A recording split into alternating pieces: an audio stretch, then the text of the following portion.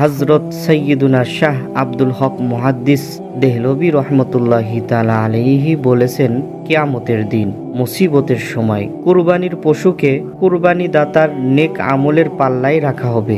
যার মাধ্যমে নেকির পাল্লা ভারী হয়ে যাবে, আল্লাহ তাআলা তার জন্য জান্নাতের ব্যবস্থা করে দিবেন। সুবহানাল্লাহ। আশআতুল লুমআত প্রথম খণ্ড 654 পৃষ্ঠা। আল্লামা মোল্লা আলী কারি রহমতুল্লাহি তাআলা আলাইহি বলেন, কুরবানির পশু কুরবানি দাতার জন্য বাহন হবে, যার মাধ্যমে ওই ব্যক্তি অত্যন্ত সহজভাবে কুরবানির পশুর উপরে সাওয়ার হয়ে পুলসিরাতের রাস্তা পার হয়ে যাবে এবং ওই কুরবানির পশুর প্রতিটি অঙ্গ প্রত্যঙ্গ কুরবানি দাতার প্রত্যেক অঙ্গ প্রত্যঙ্গের মূল্য হিসাবে গণ্য হবে। মিরআতুল মাফাতিহ হাদিস 1470।